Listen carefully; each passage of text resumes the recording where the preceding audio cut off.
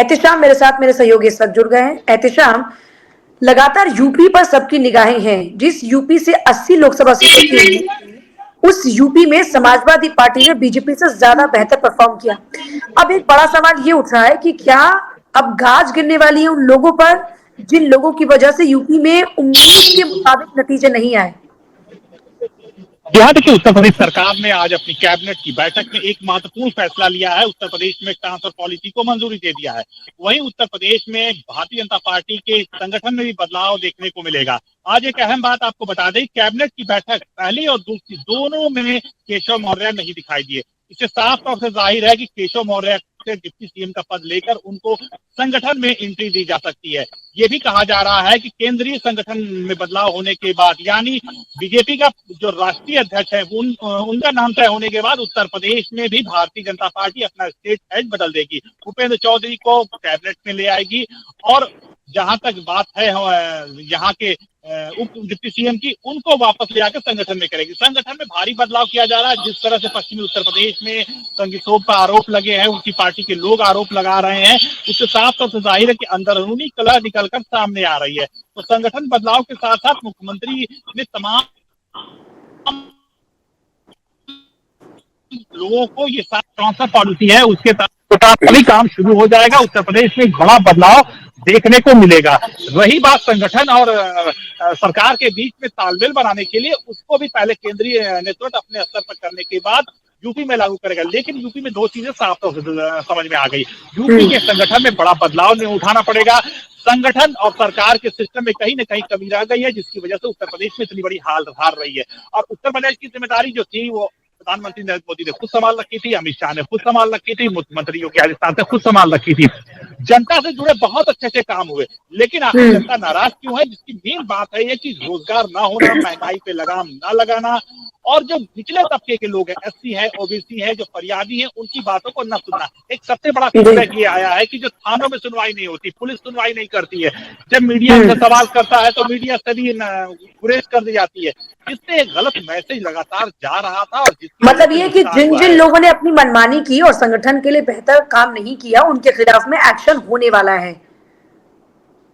एकदम क्लियर है। जिन लोगों ने संगठन और सरकार का साथ नहीं दिया है, अंदरूनी तौर से सरकार के खिलाफ रहे हैं, उनके खिलाफ सरकार बड़ा एक्शन लेने जा रही है। और 1 महीने के अंदर पूरी ब्यूरोक्रेसी टॉप लेवल से नीचे लेवल तक फेर दी जाएगी और 1 महीने के अंदर संगठन में भी बड़ा बदलाव आएगा। हम आपको बता दें, प्रदेश अध्यक्ष से लेकर संगठन के कई पदाधिकारी जिले बूथ लेवल के बदले जाएंगे। बहुत से नेता जिनकी कुर्सियां उत्तर प्रदेश में जा सकती है, और इसके साथ साथ बहुत से ऐसे लोग हैं जिनको प्रदेश सरकार के कैबिनेट में नई जगह मिल सकती है। लेकिन अब आने वाला वक्त है। पहला कदम सरकार ने उठा लिया है, कैबिनेट में पॉलिसीज को, ट्रांसफर पॉलिसीज को मंजूरी दिला दे दिया, जिससे अब ये तौर से साफ हो गया है कोई भी अफसर, कोई भी सरकार किसी का भी तबादला कहीं का भी कर सकती है।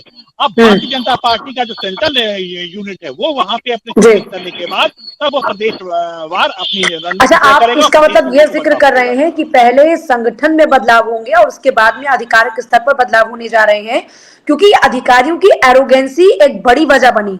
अयोध्या की बात करते हैं, अगर वहां पर अधिकारियों ने सही तरीके से मुआवजे का बंटवारा किया होता, अगर लोगों की बात सुनी होती, तो वहां पर लोगों का एक दर्द वहां पे हार की वजह ना बनता।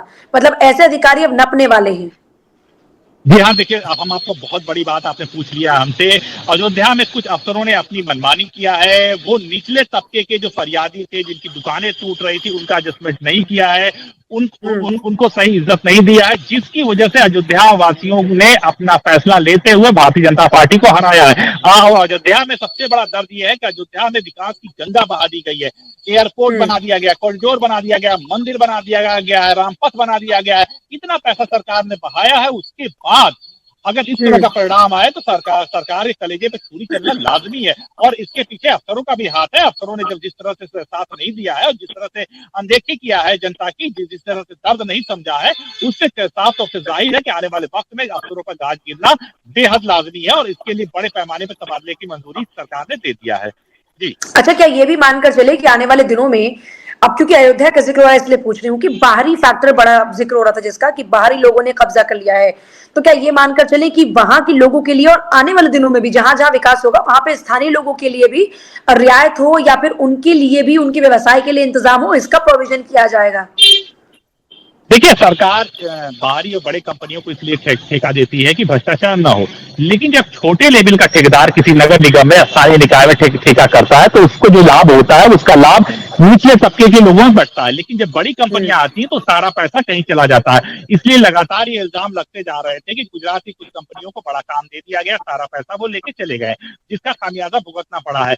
और पिछली सरकारों में क्या होता था कि वो छोटे छोटे काम नगर निगम में छोटे छोटे ठेकेदारों के पास जाते थे, तो जो बड़े फंड का अमाउंट होता था वो छोटे छोटी जगहों में बढ़ता था, जिससे बैलेंस करने में आसानी होती थी। तो जो ठेकेदारी प्रथा है उससे भी सरकार को नुकसान हुआ। सेंट्रलाइज ठेके करने की वजह से जो निचले तबके के लोग हैं वो पूरी तरह से पटरी पर आ गए, बेरोजगार हो गए, उनके पास रोजगार नहीं है। और जिनका दर्द साफ तौर से देखने को मिला, और उसी दर्द की आती के अयोध्या हार गए। और अयोध्या क्या, वाराणसी ऐसा क्षेत्र जहां प्रधानमंत्री चुनाव लड़ते हैं, जीत हार की मार्जिन बेहद कम थी। अगर हम बैलेट पोस्टर की बात करें, उसमें प्रधानमंत्री नरेंद्र मोदी पिछड़ गए। बैलेट पेपर कौन देता है? कर्मचारी देता है, सरकारी कर्मचारी। इसका मतलब सरकारी कर्मचारियों ने प्रधानमंत्री को वोट नहीं किया। हम आपको बता दें, जो एक आंकड़ा निकल कर आया है, यूपी में जो सरकारी कर्मचारी है वो उसमें से 5 से 7% कम वोट मिला है भारतीय जनता पार्टी को, एनडीए की गवर्नमेंट को। और इंडिया गठबंधन को 5 से 7% ज्यादा ओवरऑल वोट मिला। यहाँ ये समझ लीजिए कि यूपी का अगर 55% कर्मचारी इंडिया गठबंधन के साथ है, तो 45% जिसने वोट दिया है वो सिर्फ सरकार के साथ है। जो सरकार की सिस्टम है, जो मशीनरी है,